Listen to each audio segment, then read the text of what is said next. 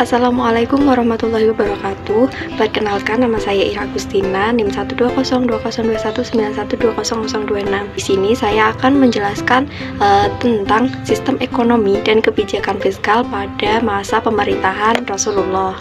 Jadi yang pertama, saya ingin menjelaskan tentang sistem ekonomi. Jadi pada masa periode Makkah, masyarakat muslim belum sempat untuk membangun sebuah perekonomian. Hal ini disebabkan karena pada masa itu penuh dengan perjuangan untuk mempertahankan diri dari intimidasi orang-orang Quraisy. Kemudian kita akan membahas tentang kebijakan fiskal pada masa Rasulullah. Nah, sebelum itu kita harus tahu apa kebijakan fiskal itu. Jadi kebijakan fiskal ini merupakan kebijakan yang mempengaruhi anggaran pendapatan dan belanja negara atau APBN.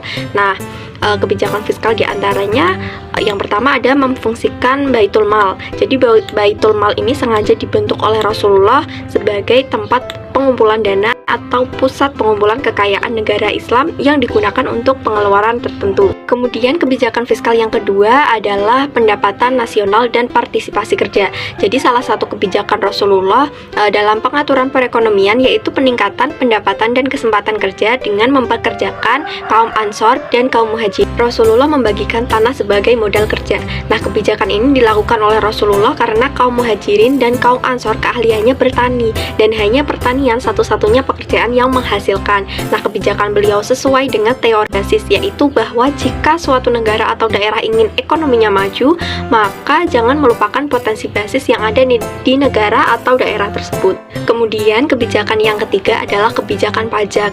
Nah, kebijakan pajak ini adalah kebijakan yang dikeluarkan pemerintah muslim berdasarkan atas jenis dan jumlahnya atau pajak proporsional. Kemudian kebijakan yang keempat adalah kebijakan fiskal berimbang. Nah, untuk kasus ini pada masa pemerintahan Rasulullah SAW dengan metode hanya mengalami sekali defisit neraca anggaran belanja, yaitu setelah terjadinya Fathul Makkah.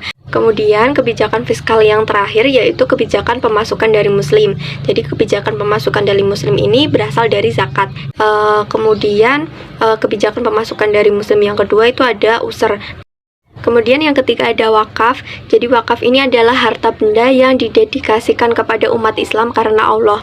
Nah, selain ada kebijakan pemasukan dari muslim, juga ada kebijakan pemasukan dari non-muslim, yaitu ada jizyah, kharaj, dan usr. Nah, setelah mempelajari kebijakan fiskal pada masa Rasulullah, maka kita akan mengkaitkan dengan kondisi yang terjadi saat ini. Nah, kebijakan fiskal ini selalu berubah dari tahun ke tahun menyesuaikan keadaan ekonomi yang sudah pernah diberlakukan pemerintah Indonesia, antara lain yaitu intensif pajak selama pandemi COVID-19. Pemerintah menerapkan kebijakan fiskal berupa penghapusan pajak tertentu bagi korporasi. Kemudian untuk kebijakan fiskal yang selanjutnya yaitu meningkatkan anggaran untuk penanganan COVID-19 untuk memulihkan ekonomi saat pandemi. Pemerintah membuat program pemulihan ekonomi nasional atau PEN. Mungkin cukup sekian yang dapat saya sampaikan, kurang lebihnya mohon maaf. Semoga yang saya sampaikan dapat bermanfaat. Assalamualaikum warahmatullahi wabarakatuh.